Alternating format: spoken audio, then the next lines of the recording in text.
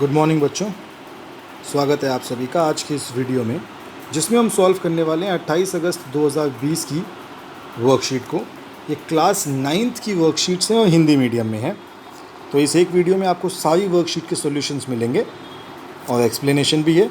तो देखिए, शुरू करते हैं। त्रियक रेखा द्वारा दो रेखाओं को प्रतिच्छेद करने पर बने संगत और एकांतर कोणों की पहचान तथा इन कोणों के बराबर होने की स्थिति।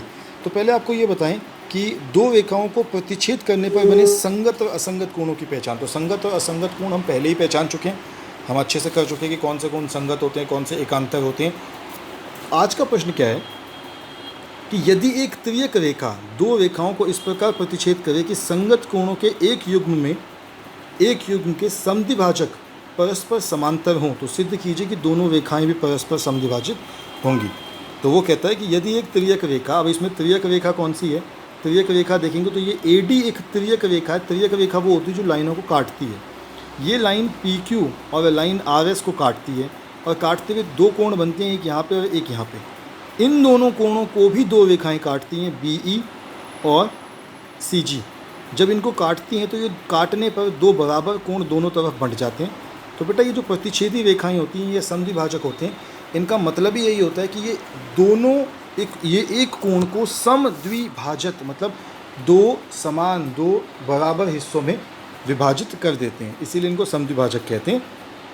अब आपको सिद्ध क्या करना है, सिद्ध करना है कि PQ और RS समांतर हैं, PQ और RS समांतर हैं। और दिया क्या है, दिया है कि ये जो BE है ये इन दोनों कोणों को, इस एक कोण को दो बराबर टुकड़ों में काटती है, और ये जो CG है ये इसको दो बराबर कोणों में बांटती है, और BE जो है वो CG के समांतर है। अब ध्यान से देखिए, अगर मैं देखूं कि ये BE जो है अगर CG के समांतर है, तो ये जो रेखा BAD है, इस हिसाब से ये रेखा दोनों में है, तो ये वाला कोण जो ऊपर वाला होगा ये इस ऊपर वाले कोण के बराबर होगा। ठीक है। अब एक बहुत बड़ी गलती है, उन्होंने यहाँ पे लिखा है कोण 1 कोण 2, लेकिन ये नहीं बताया कि कोण 1 कोण 2 है कौन सा। तो मैं आपको बता दूं, ये आपका कोण 1 है, ठीक है, और ये आपका कोण 2 है, ये आपका कोण 3 है, और ये आपका कोण 4 है।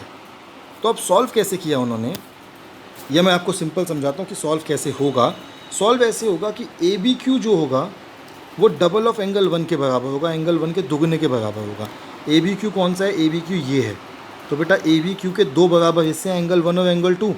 अगर मैं एंगल 1 को 2 से गुणा कर दूं तो वो भी ABQ ही होगा। ऐसे ही BCS की अगर बात करूं, ये नीचे वाला, तो BCS की भी दो हिस्से हैं, एंगल 3 और एंगल 4। तो मैं BCS को भी लिख सकता हूँ 2 गुणा एंगल 3।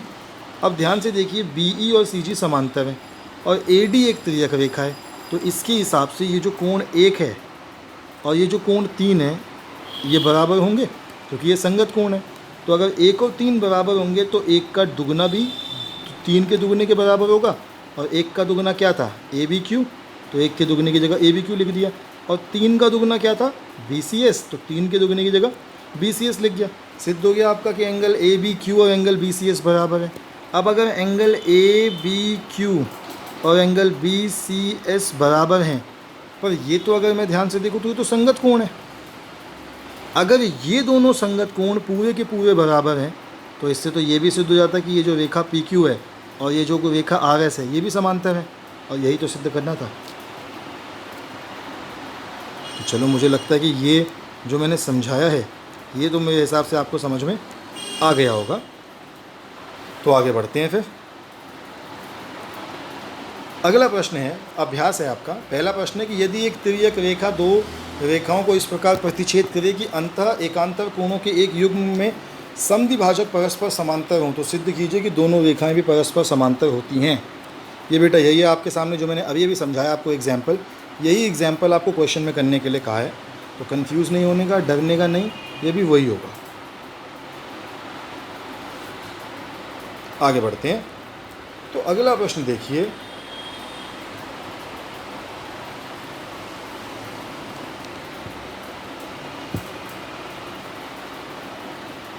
इसमें लिखा है कि आकृति 2 में x और y का मान ज्ञात कीजिए। तो अब आपको x और y का मान ज्ञात करना है। तो बहुत आसान क्वेश्चन है, बहुत ही आसान। देखो आपको दिखाता हूँ कैसे।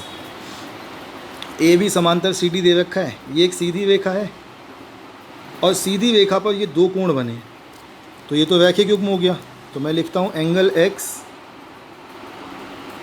जमा 50 इज इक्वल्स टू 180। और ऐसा क्यों? क्योंकि ये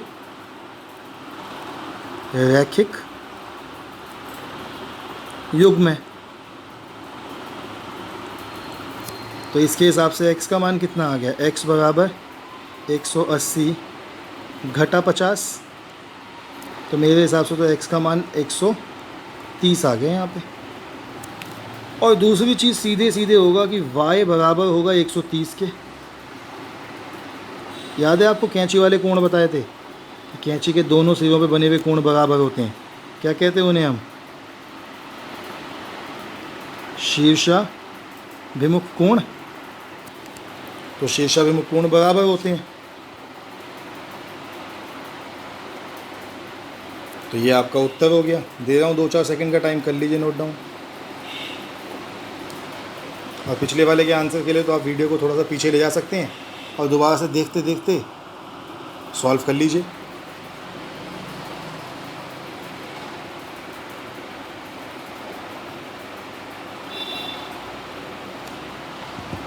चलिए, मुझे लगता है आपने नोट डाउन कर लिया होगा अभी ये क्वेश्चन। आगे बढ़ते हैं फिर। तो अगली जो वर्कशीट है बेटा वो है विज्ञान की। आज हम पढ़ने वाले हैं, हम कोशिका के बारे में पढ़ रहे थे, तो आज हम पढ़ेंगे गोल्जी उपकरण और लाइसोसोम के बारे में। तो जिज्ञासा दीदी, गोल्जी उपकरण कैसी होती है और ये क्या कार्य करती है? तो ज्ञान, हम सारी की सारी चीज़ें ज्ञान और जिज्ञासा दीदी के बीच में संवाद के रूप में पढ़ते हैं। अभी आगे आपको संवाद और अच्छे से सीखने को मिलेगा। तो जिज्ञासा, ज्ञान ने जिज्ञासा दीदी से कुछ पूछा, अब जिज्ञासा दीदी उसका जवाब देंगी।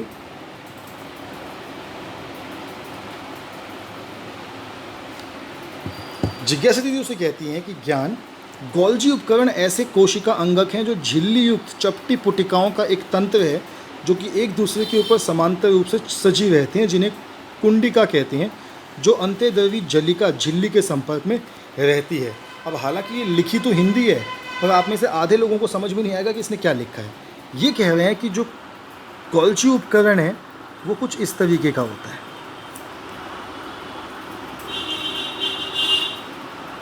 ये एक ऐसा सिंबल है, एक ऐसा चिन्ह जिसे हम सबको बहुत पसंद है। वाईफाई का सिग्नल है, तो जैसे वाईफाई का सिग्नल होता है बिल्कुल इसी तरीके से काम चलेगा।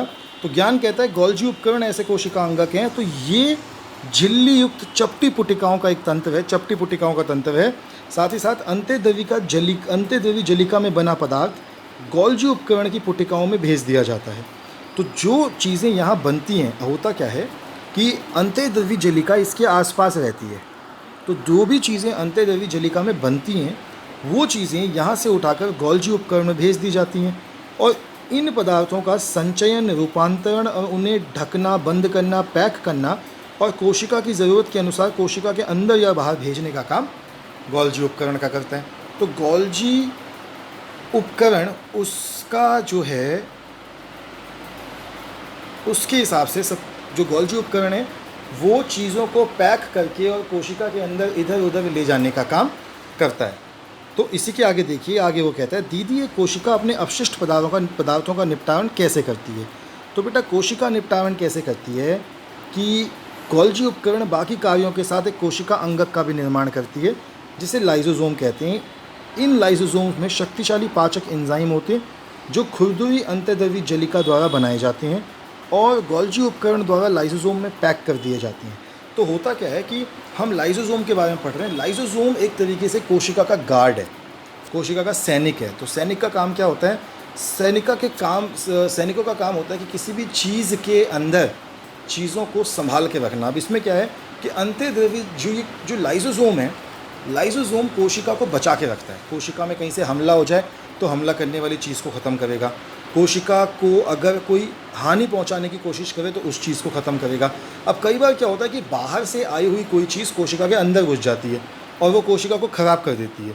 तो अगर लाइसोसोम को ऐसा लगे कि कोशिका ज़्यादा ख़राब हो गई तो लाइसोसोम फूट जाता है। लाइसोसोम के अंदर बहुत सारे एंजाइम होते हैं। एंजाइम क्या होते हैं? एंजाइम बहुत खतरनाक पदार्थ होते हैं जो चीज़ों को जला सकते हैं। तो ये जल के पूरी कोशिका को ख़त्म कर देता है। तो अब इसको समझने की कोशिश करते हैं कि गोल्जी उपकरण द्वारा लाइसोसोम में पैक कर दिए जाते हैं। लाइसोसोम कोशिका का अपशिष्ट निपटारण वाला तंत्र है, मतलब जो वेस्ट बचा उसे हटाने के लिए। यह भारी पदार्थ तथा कोशिका अंगकों के टूटे फूटे भागों को पाचित करके कोशिका को साफ करता है। कभी कभी कोशिकीय उपापचय में व्यवधान के कारण यदि कोशिका क्षतिग्रस्त या मृत हो जाती है तो लाइसोसोम फट जाते हैं तथा इससे पाचक एंजाइम अपनी ही कोशिका को पाचित कर देते हैं। इसलिए लाइसोसोम को कोशिका की आत्मघाती थैली भी कहते हैं।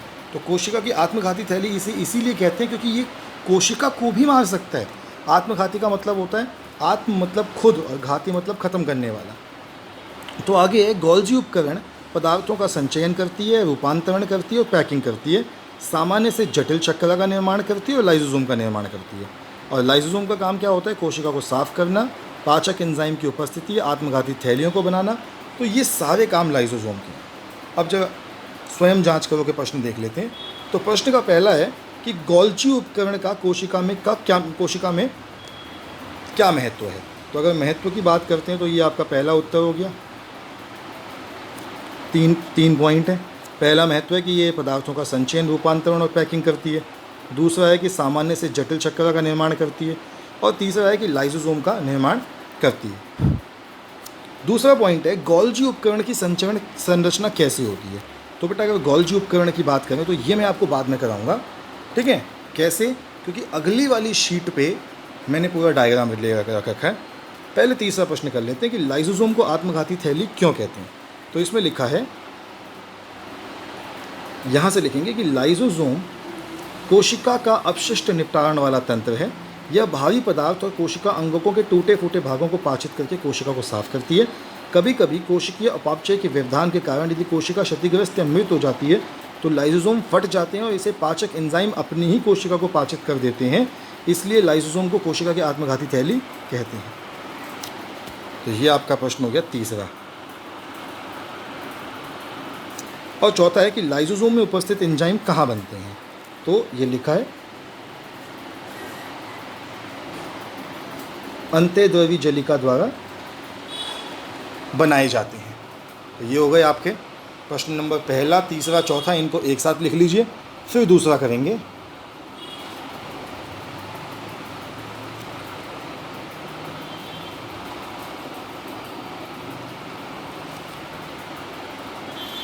चलिए, मेरे हिसाब से आपने नोट डाउन कर लिया होगा।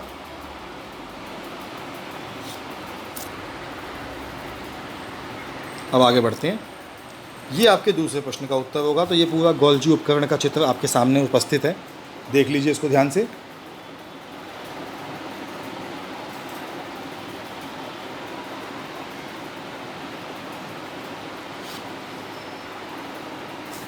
तो आगे बढ़ते हैं। अब आपने स्क्रीनशॉट ले लिया होगा इसका बनाने के लिए आराम से बैठ के। तीसरा जो आज की वर्कशीट है वो हिंदी की है। तो हिंदी में आज हम रचनात्मक लेखन पढ़ेंगे। दो व्यक्तियों के बीच किसी विषय या मुद्दे पर बातचीत को संवाद कहते हैं। सामान्यतः हम लोग कई मुद्दों पर संवाद या बातचीत करते हैं और इस बातचीत में अपने विचार या राय एक दूसरे के साथ साझा करते हैं। आइए हम भी एक विषय जो कि हम सबसे जुड़ा है उस पर बात करें। बारिश से होने वाली परेशानी अथवा समस्या पर दो मित्रों के बीच संवाद लिखने का प्रयास कीजिए। मित्र, तुम कहाँ जा रहे हो? क्या तुम मुझे भी ले चलोगे? इस बारिश में कहीं भी आना जाना दूभर हो गया है। ज़रूर मित्र, क्या तुम्हारे पास अतिरिक्त हेलमेट है? हाँ भाई, तुम ठीक ही कह रहे हो। तो अब हमने भी एक संवाद लिखने की कोशिश करी है, क्योंकि दूसरा प्रश्न वही है जो पहला था कि बारिश में उत्पन्न परेशानियों और समस्याओं के बचाव के लिए उपाय और सावधानियों के विषय पर अपने मित्र के साथ संवाद लिखिए। तो देखिए मैंने लिखा है, सोनू, यार मोनू, बारिश का मौसम है आज। तो मोनू कहता है, हाँ भाई बारिश पक्का आएगी आज, तो मैंने तो अखबार में पढ़ा है। तो सोनू कहता है, ध्यान रखना पड़ेगा अगर बारिश आई तो मोनू कहता है, ये हैं हो गए, लिख दिया मैंने, हाँ होना चाहिए। हाँ, बारिश के बाद मच्छर भी बढ़ जाएंगे और अगर बारिश में भीग गए तो सर्दी जुकाम भी लग सकता है। तो सोनू कहता है, हाँ यार, पर कोई हल नहीं, हम अगर ध्यान रखेंगे तो कुछ नहीं होगा। तो मोनू कहता है, ठीक है भाई सोनू। तो ये मैंने लिखा है एक एग्जाम्पल। आप इन दोनों को की जो बातचीत है इसमें एक दो पॉइंट और भी ऐड कर सकते हैं। आप भी अपने दोस्तों से बात करते हो तो बिल्कुल हिंदी के सरल संवाद लिखने, कोई बहुत ज़्यादा बड़ी टेक्निकल चीज़ नहीं लिखनी, और मैंने आपको एग्जाम्पल तो दे ही दिया कि किस तरीके से आप इस बातचीत को आगे बढ़ा सकते हैं। तो बच्चों, आज की वर्कशीट्स समाप्त हुई। हम मिलेंगे आप लोगों से कल फिर दोबारा कल की वर्कशीट्स के साथ। तब तक के लिए stay healthy and stay safe.